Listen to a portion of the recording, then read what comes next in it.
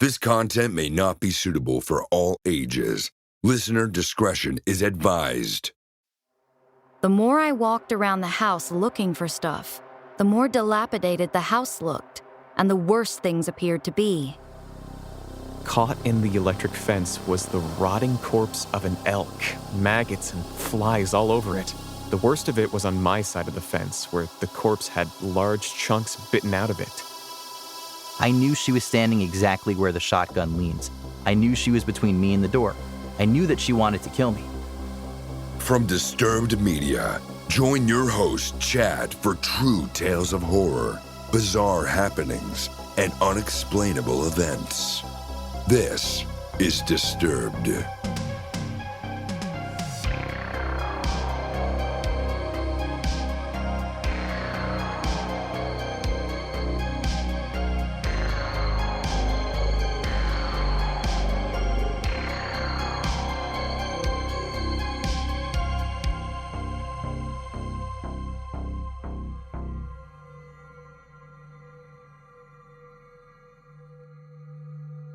Thanks to the fun and challenging Best Fiends. Best Fiends is the binge-worthy mobile puzzle game.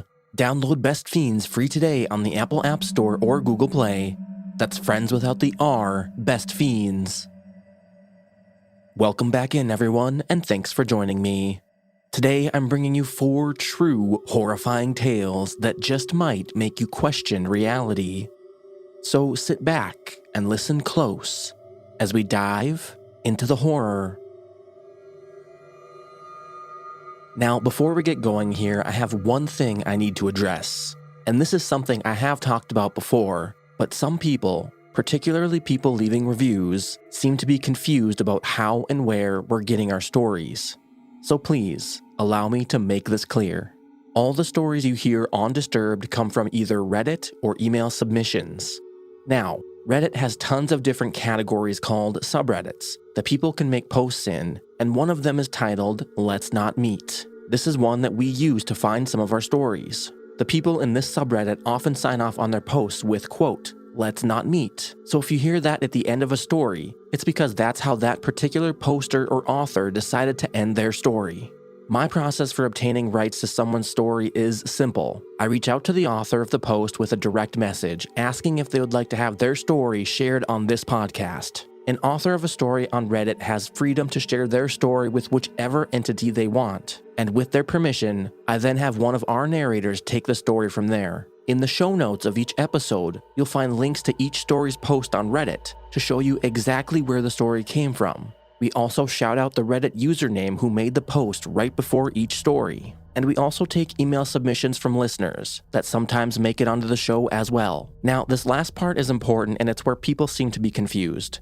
If you've heard any stories from Disturbed on other podcasts, it's because they're getting their stories from the same source that we do, which is Reddit. Every story you hear on Disturbed is with the author's permission. I hope that helps you all understand a little bit more about our process of obtaining and using stories. And hopefully in the future, podcasters will have the ability to reply to reviews. This would be extremely helpful in clearing up any misconceptions out there.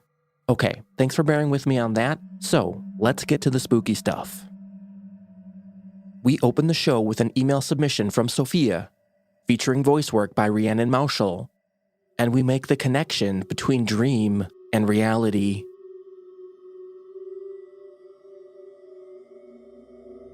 I was in my 20s when this happened. It was late when I went to bed one night, and I was pretty tired, so I fell asleep right away and started dreaming. Now, it's relevant to the story for me to describe my bedroom. The bed was located against a wall in one corner, so that when I lay down, on my left side there was a wall, and on my right side there was a vanity with a long mirror sitting on it. It was one of those rectangular mirrors with a very thin plastic frame. You know, the ones you can buy anywhere for $1 or $2. In my dream, I was getting ready to go to school, looking for my uniform and supplies, as if I were back in elementary school, and everything seemed normal until suddenly, the atmosphere changed and the house looked like it was affected by flood. There was mud and water everywhere. The furniture was ruined. It was all chaos. But in my dream, I was still determined to go to school. The more I walked around the house looking for stuff, the more dilapidated the house looked, and the worse things appeared to be. I got to a closet with almost detached doors and wet wood, and I opened it. Inside, there was an old woman standing, staring at me. Then, with a syringe in her hand, she immediately started coming at me. I ran to escape her, but she kept very close. Evidently, she wanted to inject me with whatever she had in the syringe, and in the dream, I was sure she was going to kill me. No matter how much I ran, I couldn't get past her. On the contrary, she was getting closer and closer to me, until she reached a point where she caught up with me and grabbed my arm. When she was about to stick the syringe in my arm, I woke up. As soon as I opened my eyes, I immediately sat up. I was so agitated and distressed that I started to hyperventilate. That had never happened to me before. No matter how horrible a nightmare was, I had always just opened my eyes and immediately felt relief. But this time, my body reacted differently, and the first thing I did was sit up and take my head off the pillow. What happened next was what puzzled me the most and actually terrified me. A few seconds after I woke up and sat on the bed, the plastic edge on the mirror of the vanity came off. That is, it suddenly seemed as if the glue that held the plastic edge to the mirror had disintegrated, and the plastic strips that surrounded it just fell off, leaving the mirror as is, with its sharp edges. Immediately after that, the mirror fell on its side, landing with the sharp side on my pillow. The pillow my head had been on seconds before. To explain it better, it was as if a guillotine had suddenly fallen on the pillow. I stayed there for a while, sitting on the bed, looking at the mirror on the pillow, and trying to understand what the hell had just happened. But I couldn't find any explanation. The truth is that if I had not had that nightmare, I would not have woken up and moved my head away from the pillow, and the mirror would have fallen right on my face or neck. To this day, I cannot explain what happened. Could it be that the old woman in the dream scared me on purpose so that I would wake up and move away from the pillow? Or maybe the old woman was a force or thing or entity that wanted to hurt me and got into my dream? Or the explanation I decided to accept to reassure myself. Nothing weird happened. It was all a big coincidence.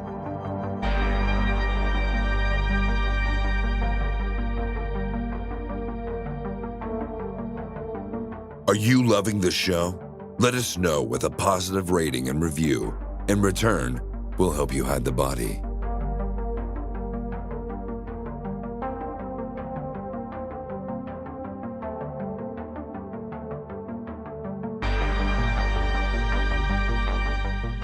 Next up, we have a submission from Zach, featuring voice work by John Patneaude.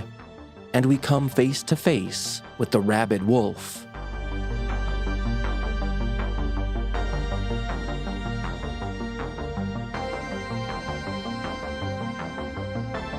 When I was just 10, I had what I consider my first close call with death. It was 2004, one of the last days of summer vacation. My sister's boyfriend brought over his new puppy, a cute Rottweiler named Brody. He got along well enough with our large black lab Chelsea, but was bitter rivals with my sister's precious cat Tigger, or as I like to call him, Fat Kitty, for his enormous jelly roll of a gut. Fat Kitty hated Brody so much he refused to be in the same living space as him. When Brody was in, Fat Kitty was out, and vice versa. But Chelsea played for hours with Brody. He really wore her out too, which was not an easy thing. When the sun began to set, we decided to go inside. Everybody but Fat Kitty, that is. Brody ended up spending the night, and Fat Kitty chose to spend his night out on the picnic table, I assume contemplating revenge on all of us for our betrayal. That was the last time I ever saw Fat Kitty. That night, I woke to a horrible shriek coming from outside. I snap out of bed and go to my window. It sounds like small animals running around our patio, but being unable to see that from my window, the best I can figure is my other cat, Zappa, a wild come-as-you-go type, was in the middle of his 100th beatdown of another neighborhood cat. So I went back to bed, closing my window and turning up the fan that I still require to this day to fall asleep. When I woke, my dad had made breakfast. Me and Fat Kitty's favorite, crispy bacon. I went outside and sat on the patio, but chose to go elsewhere when I noticed the mops of black fur on the table seat and edges, as if something squeezed through the table, scraping its hair off to fit. That wasn't all. Our chairs were also knocked over. It seemed there was a brutal fight last night, but who won? Our patio was prone to animal activity, so I just sat back and ate my bacon, waiting for Fat Kitty to show. He didn't. Then at snack time, I brought out another one of his favorites, goldfish, but he didn't show. When lunchtime came and passed, and still no sighting of the lovable bacon-stealing fat ass, my heart sank. I knew he was dead, but part of me held out hope. And hope turned to action. Being a latchkey kid meant that from the hours of 8 a.m. to 4 p.m., I had a run of the house, so long my sister had work, which she did today, meaning I had 4 hours to look for Fat Kitty all by myself. I could be the hero, like Arnold Schwarzenegger in Commando. So I got on my hiking boots, camo pants, and a camo top, complete with a Vietnam War-style bucket hat. I also stole my dad's mag light and Swiss Army knife to arm myself. I thought I was ready. As you will see, I surely wasn't. I set off, choosing to skip the bog created by runoff drain and walk some of the ways along the road before cutting into the woods. I spent a good hour walking along the trails my mom created. Now and then, passing the areas where we had countless battles with imaginary cannons made from rocks and logs. These were our woods. In actuality, it was state property, but I didn't know that. And I got my first taste of it when suddenly I noticed a strange wire-like fence across the woods, across our trail. This wasn't here a week ago. I walk up to it. Luckily, my friend Mark had just shown me Jurassic Park, so I knew what an electric fence was and didn't dare test if it was on. Instead, I walked along the fence hoping to find its end, but instead found something I wish I could unsee. I remember smelling it at first, something vile. What I saw was even worse. Caught in the electric fence was the rotting corpse of an elk, maggots and flies all over it. The worst of it was on my side of the fence, where the corpse had large chunks bitten out of it.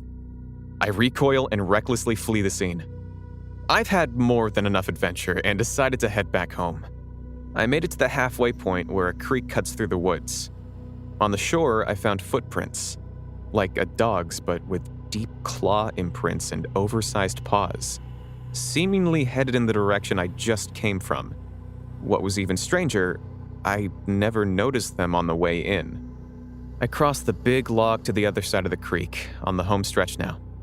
I get about 50 yards when I hear something trudge through the creek.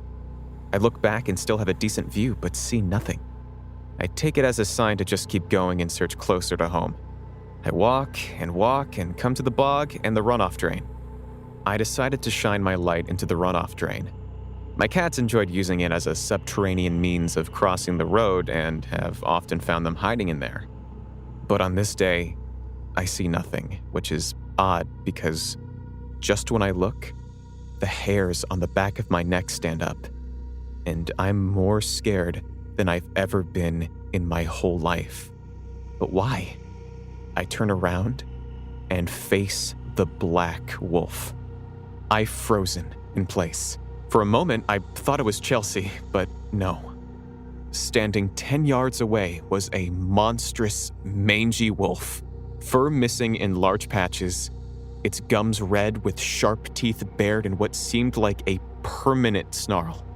It took a wobbled step toward me as if it were drunk. I picked up a rock and chucked it at it, just missing, but I don't think it'd have cared even if I had hit it. It just kept coming closer, snapping at the air or invisible enemies. I didn't know if I could outrun it, but I knew I could fit through the runoff drain, so I crawled in on all fours. I got about halfway when I started to struggle. I remembered from my own underground adventures this part was always a tight squeeze, but it seemed I had grown some, and it was nearly impossible for me to keep going any further. I look back toward the way I came, but can no longer see the light from that end. I keep looking and see the dim glow of eyes, and they're getting bigger. Adrenaline takes over. I crawl and scrape my way through the drain. My knee slices open on some exposed rebar, leaving a bloody wound and a scar, but I don't care. I've made it to the other side and climbed out of the runoff drain. I never look back, my heart pumping like a V8 engine. When my dad got home, I told him everything. He believed most of it, except the stuff with the wolf, and chalked it up to my overactive imagination. But after enough pestering, and he had enough beers in him, he humored me and went out to the drain to check my claim. There was no wolf, of course, but he did find something. A mangled foreleg gnawed off at the shoulder and clumps of black fur. So to the rabid wolf that killed Fat Kitty, let's meet again. I've got some unfinished business.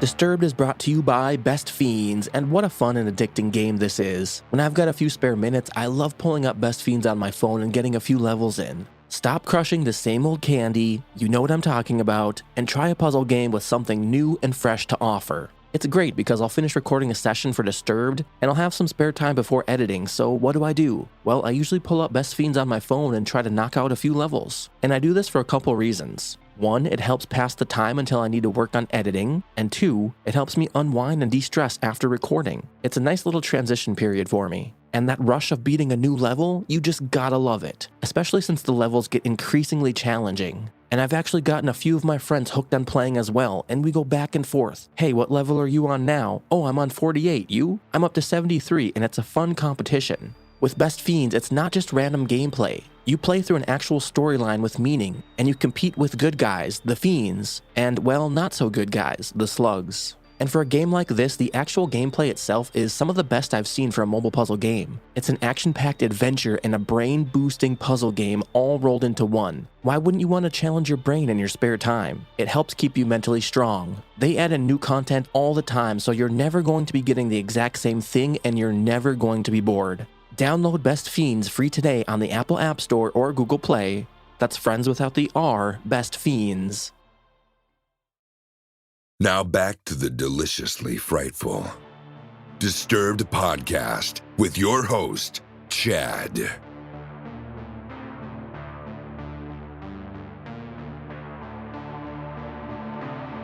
Up next is our title story coming to us from Reddit user Arnia715, featuring voice work by Tanya Eby, and we quite possibly switch realities.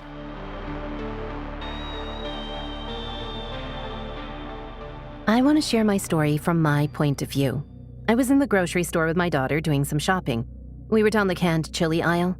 While walking by the chili to the left, I mentioned to my daughter that it was too bad that no one in the house liked chili dogs. She replied with, "Yuck, Mom, hot dogs are gross." I said, "Okay. Well, do we need some canned corn?" So I looked above the aisle to read the signs above the aisles and noticed canned vegetables were in the next aisle to the right. So we walked, got to the end of the aisle, and turned right. Before we turned the corner to the aisle on the right, I looked down it and saw the chili to the left. I stopped and said to my daughter, "Hey, weren't we just down the chili aisle?" My daughter said, "Whoa, Mom, we were." Now we were standing outside the two aisles, looking back and forth between both aisles. I looked to the one on the right, the one we were just down, and saw baking goods like flour and things. We both kind of tripped out a bit, laughing about it, chalking it up to we must be confused. I'm open-minded, but this definitely couldn't be possible. We wrapped up our shopping and came home. Fast forward to dinner time minus a few details. The long story short is that I noticed my son's features looking slightly different to me.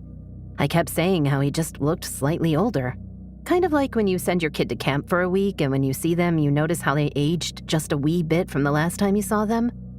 I asked my husband if he thought it possible for a person to notice the moment of the slightest aging in a child. We are pretty open-minded in our house and like to entertain conversations that don't fall in line with society's standards. It's fun, and we like to think for ourselves. At some point a while later, my daughter said, "Hey, Mom, tell them about what happened at the store."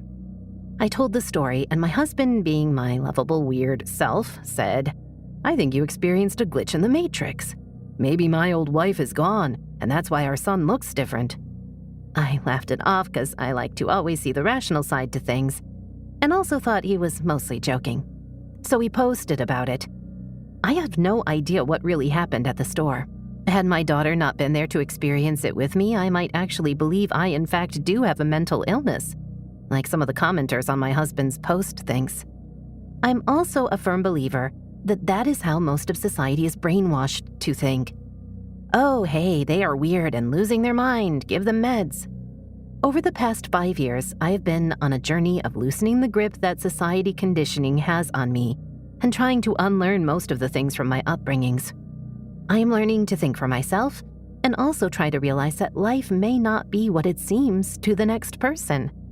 Perception is everything, and experiences are different depending on who experiences them and how they vary. I am not saying I shifted realities. I am also not saying that I am insane. There's no black and white. There is only what I experience, and no one will see things the way I do. Maybe I will never know what truly happened, and that's part of life. Nothing has to have an answer. Not every situation out of the cookie-cutter life experience has to be labeled insane. I thank you all for your input on my husband's post. It certainly was a fun conversation to be a part of. My challenge to all the skeptics ready to deem me insane is that nothing is what it seems. Have an open mind. The next time you judge a person based on a story, try to think of all the times someone was trying to jury you based on a situation that you saw completely different. Does that make you insane? Should you go see a doctor because you experienced something that they swear is impossible? Or does it really matter if others see your point of view? Who decides what is sane and normal? Take out societal brainwash and think for yourselves. It's fun.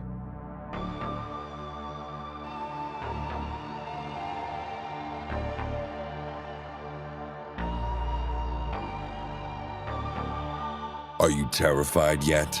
You will be.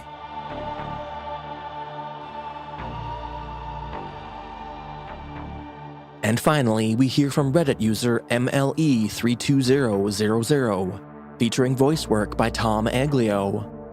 And we realize that not everyone is who they seem. The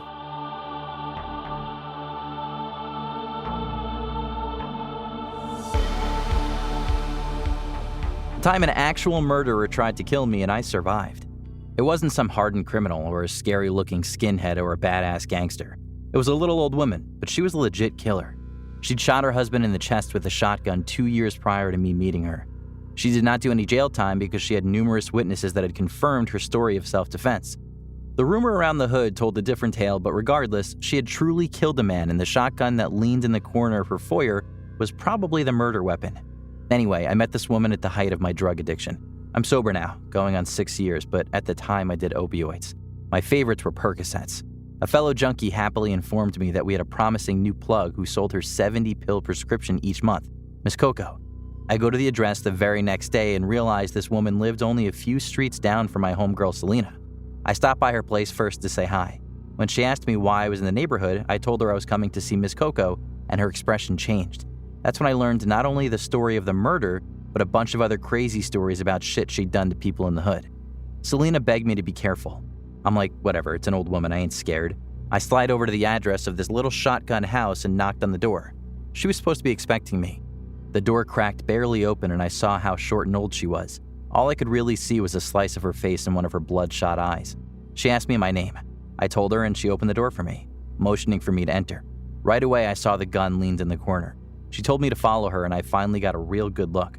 She was so feeble looking, not skinny, but short and hunched over and walked with a cane. Her head was wrapped in a silk bonnet and she was wearing something like a muumuu. Diabetes had taken part of her left foot. We're in the living room now and she asked me to sit down. I chose the only empty spot on the couch. The entire house was cluttered, but not dirty. Suddenly, an oddly placed rug on otherwise bare floors made me wonder how hard it was to get blood out of wooden floorboards. Did Selena say she actually killed that guy in here? She offered me a drink and a snack. She looked at me with surprisingly kind eyes. What a strange drug deal, I thought. But how sweet of her. I remember thinking Selena was foolish for buying into all the hood tales of how dangerous this woman was. I drank a soda, declined a snack, and purchased her entire script of pain pills. She'll be getting it filled again on the same day next month, she informed me. Okay, great, see you then. I returned on a routine schedule for several months. I always drank a soda, declined a snack, and went happily on my merry, intoxicated way. I even got to know her a bit during my visits, her diabetes, her kids, how helpful weed was for her pain. I brought her a joint to share here and there. I even helped her move some furniture one day. Never a mention of her late husband though, and I wasn't going to ask. I had long forgotten any sort of wild ideas about this old sweet woman possibly snapping at any moment. One summer month, it was my day to go to Miss Coco's. My boy Shane was with me already, so I decided to let him ride along. We show up, go inside, same routine as always. She looked at him somewhat suspiciously, but I told her he was good people and she allowed him in. During our little chat, Shane mentioned something about wanting to see a movie that had just come out. I can't for the life of me remember which movie. Miss Coco got excited and told us she happened to have a bootleg of that exact movie that we could borrow. She let us look through a giant stack of bootleg, burned DVDs, and borrowed whatever we wanted. We took 3 of them and she simply asked that we return them when we were done. That night we decided to watch the one Shane had wanted to see, so we popped it into the player at my place. Immediately it was unwatchable. It seriously looked like a cell phone video. You could see people in the theater walking around in front of the screen. The guy filming was talking loudly to his date the entire time. Garbage. We laughed about it, assumed the other 2 were just as bad, and watched something else. A few days later, I was going to hang with Selena, so I figured I'd swing by and return the DVDs to Miss Coco. I tried calling, but she didn't answer. I walked up to the doorstep and knocked, but still no answer. I figured, no big deal, I'll just leave them here by the door for her. She had a storm door that had a screen on the top half and was solid metal on the bottom half. I opened that door, propped the shitty DVDs up against her actual door, and then closed it. That way they couldn't be seen, and were protected from the weather as well. I go on to Selena's place and don't give it a second thought. Later that night, I'm getting high with my friends and my phone starts ringing. I'm seriously faded, so I just decide to ignore it. I don't feel like talking. It rings again and again. Finally, my homie is like, "You gonna answer that?" So I pulled out my phone to check it. It was Miss Coco. She never calls me, ever. Especially not late at night. Having her number in my phone was strictly for the purpose of me calling her on the 12th of each month to announce what I'm coming for. That's it. Today was only the 9th. I thought maybe something bad happened and she needed help. I called back and she picked up before it even rang one time. She was furious. I mean, absolutely livid. She did not sound like the little old lady whose couch I chill on. She was extremely pissed about the fact that I left her DVDs in the door. She lectured me about how a dumbass white person like me just doesn't understand how things work in the hood. Someone could have seen me leave them there and could have come behind me and stolen them. I should have waited until she was home. I was disrespectful and rude and ungrateful, and she went on and on. I didn't have an attitude in my voice, and I did apologize, but I also mentioned that even though I appreciated the gesture, the movies were really pretty terrible and not worth anything. Abruptly and very eerily, her tone changed. Suddenly, she was sweet old Miss Coco again. She told me I was right and she was just a little on edge that night. She apologized for her reaction and told me I was good to her and didn't deserve that. Then she says, as a matter of fact, she'd gotten her script early this month. She picked it up earlier today. Why don't I come on over tonight and get it? Now, any sane, sober person would have immediately noticed the red flags here, but in my infinite, knotted-out wisdom, I thought Junkie Jesus had performed a miracle for me, and that my night was about to get even better. Time to get extra faded, bros. I'll be back with more goodies ASAP. I headed off down the street to Coco's house. I'm still very, very high. I'm walking up to the house and I see that the DVDs are still there. Coco opens the door before I even get on the step and tells me to pick up the movies and bring them inside. Her voice was stern, which was unlike her. But she didn't sound crazy like she had on the phone. I bring them into the living room where I always go to sit, and something is just off. The hairs on the back of my neck stand up. I realize she's still behind me in the foyer area. She starts telling me the same thing she was saying on the phone, but calmly this time. My back is still to her. I don't say a word. I set the DVDs onto a side table and despite being extremely inebriated, finally realize that I'm definitely not here to pick up pills. A temporary sobriety of the survival instinct variety kicked in all at once. Everything just sort of clicked into such a clear, crisp vividness that I'll never forget. I knew she was standing exactly where the shotgun leans. I knew she was between me and the door. I knew that she wanted to kill me. And I knew that she already had a whole gang of local folk ready to corroborate whatever story she came up with. Every single detail that Selena had described to me the day she warned me about Miss Coco played through my mind in a matter of seconds. I ran. I burst out the back of the living room, knocking over that stack of fucking bullshit bootlegs as I scrambled past it. I'll be honest, once I had found my way out the back door, I wasn't that scared anymore. It's not like she was going to catch me. I circled back around the tiny house and took off down the street, probably before she even managed to hobble around and look out of the front door for me. I never did see if she even actually picked up the gun. My back was to her. and I made the decision to run without even turning around, but I just knew it. I felt it. It was a feeling I won't soon forget. The scary part was knowing just how absolutely mind-numbingly high I was and how oblivious I was until the very last second. And that's the story about how I was almost taken out by a crazy little old lady with a shotgun over the world's shittiest bootleg DVDs. Makes you wonder what small infraction her late husband committed. Yeah, this is a true story, and I have lots more drug-fueled wild encounters if any of you would like to hear more.